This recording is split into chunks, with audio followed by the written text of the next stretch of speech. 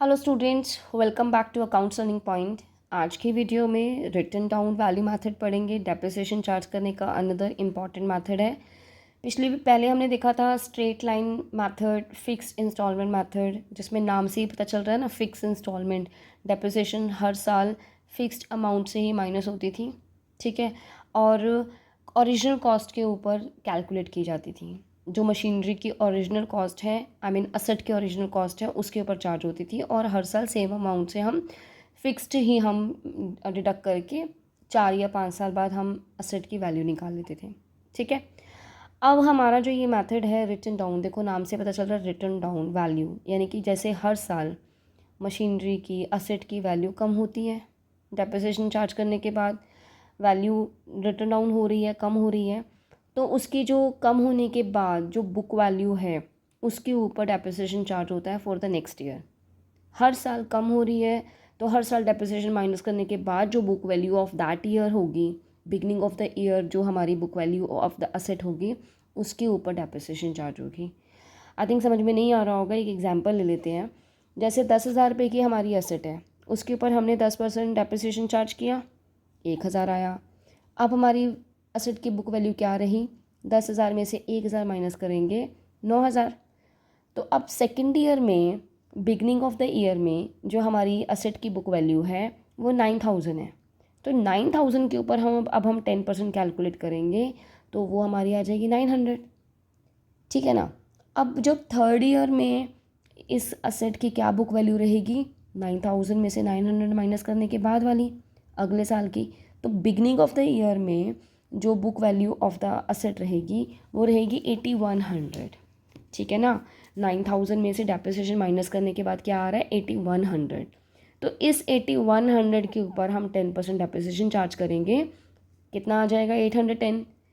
अब 810 माइनस करने के बाद book value of the asset रहेगी at the beginning of the next year 7,290। अब इसके ऊपर डेप्रिसिएशन चार्ज हुई, यानी कि आप क्या देख रहे हैं, हर साल डेप्रिसिएशन माइनस करने के बाद जो बुक वैल्यू है एसेट की, उसके ऊपर डेप्रिसिएशन चार्ज हो रहा है।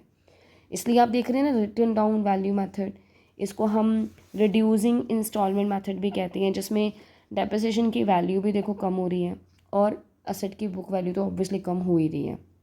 इसको डिमिनिशिंग बैलेंस मेथड भी कहते हैं।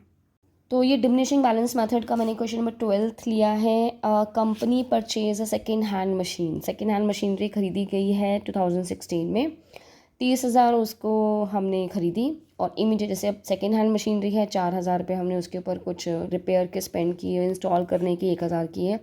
तो हमारी मशीनरी की कॉस्ट कितनी रही? 30,000 में 4 और 1,000 प्लस करेंगे 35,000, ठीक है। कब खरीदी है ये? 1 अप्रैल को। 1 अक्टूबर 2018, 2 साल बाद देखा मशीनरी जो थी वो 25,000 रुपये की, मतलब हमने बेच दिया।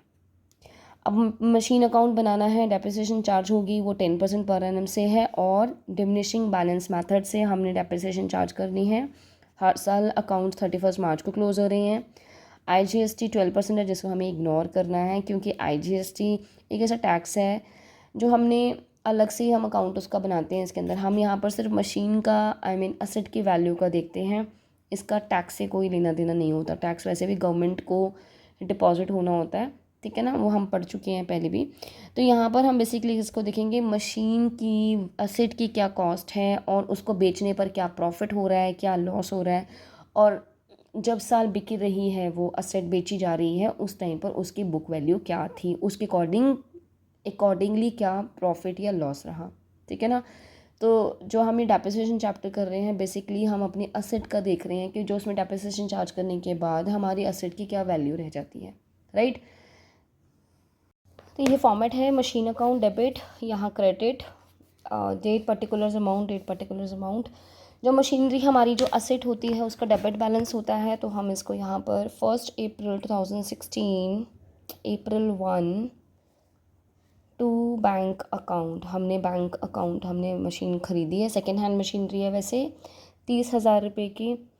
इसके ऊपर हमने इसको रिपेयर किया, तो बैंक रिपेयर करवाए, बैंक अकाउंट यहाँ पर ब्रैकेट में लिख देंगे, रिपेयर्स के भरे हैं हमने 4,000 रुपये, और उसके बाद उसको इंस्टॉल करने के भी 1,000 रुपये, ठीक है।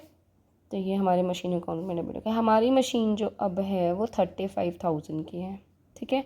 यानी कि हमने फर्स्ट अप्रैल को ख़रीदी है। साल कब ख़त्म हो रहा है? 2017 के मार्च 31 को। तो मार्च 31 पे हम 35,000 के ऊपर 10% कैलकुलेट करेंगे बाय डेप्रिसिएशन। जो हम कैलकुलेट करेंगे वो हमारी आ जाएगी 3500, ठीक है। तो अब मार्च 31 को हम इसकी बैलेंसिंग फ़िगर निकालेंगे, यानी कि डेप्रिसिएशन चार्ज होने के बाद इसका जो बैलेंस अमाउंट है इसी मशीनरी का, वो हमारा आ जाएगा 31,500, ठीक है। ये जो बैलेंसिंग फ़िगर 2017 के एंड पे है, वही बिगनिंग में क्या रहेगी अब? 2017 अप्रैल 1 टू बैलेंस BD। पहले हमने बैलेंस BD लिखना है। ये हमारा बुक वैल्यू है इसकी अब 500। अब इस अमाउंट के ऊपर डेप्रिसिएशन चार्ज होगी सेकेंड ईयर की, ठीक है, जो 2018 मार्च 31, जो हम लगाएंगे बाय डेप्रिसिएशन। डेप्रिसिएशन जो हमारी रहेगी वो आ जाएगी इसके ऊपर 3,150। अब हम मार्च 31 पे इसकी बैलेंसिंग फ़िगर निकालेंगे बाय बैलेंस CD। तो वो हमारा आ जाएगा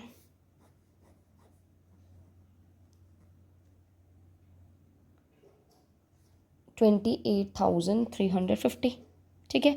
अब ये जो मशीनरी के 31 मार्च 2018 को जो वैल्यू है वो 1 अप्रैल 2018 की बुक वैल्यू, मतलब ओपनिंग बैलेंस है, आपको पता है इसकी बिगनिंग ऑफ द ईयर वाली वैल्यू है इसकी। तो ये हमारा है 28,350। तो अब जो हम डेप्रिसिएशन कैलकुलेट करेंगे वो इसी अमाउंट के ऊपर करेंगे, बट हमारे क्वेश्चन के हिसाब से 1 अक्टूबर 2018 को हमने ये मशीन बेच दी है, ठीक है। मशीन बेच दी है हमने 25,000 की। तो 2018 में 1 अक्टूबर को हम इसकी डेप्रिसिएशन चार्ज करेंगे, यानी कि जब मशीनरी बेची गई उतने समय के लिए जो इसकी डेप्रिसिएशन चार्ज की जाएगी वो हमारी होगी 28,350 के ऊपर हम 10% कैलकुलेट करेंगे फॉर द 6 मंथ्स, क्योंकि अप्रैल से लेकर सितंबर तक 6 मंथ्स हैं। तो ये हमारे पास आ जाएगा 1417.5, जो हम क्या कर देंगे 14, तो हम इसकी क्या लिखेंगे 1418। ये तो डेप्रिसिएशन है। अब इसके बाद इस मशीनरी को इसी डेट पे बेची गई है, तो हम लिखेंगे बाय बैंक अकाउंट। कितने की? 25,000 रुपये की। हर साल हम क्या कर रहे थे, मशीन की बुक जो अगले साल की वैल्यू है उसमें से डेप्रिसिएशन माइनस करके बैलेंसिंग फिगर निकाल रहे थे। तो 28,350 में अगर हमने इतनी डेप्रिसिएशन चार्ज की, उसके बाद जो हमारी मशीन आई वो हमारी आई 28,350 में से अगर हम 1418 माइनस करते हैं, डेप्रिसिएशन माइनस करते हैं, तो अब हमारी जो बुक वैल्यू आ रही है वो आ रही है,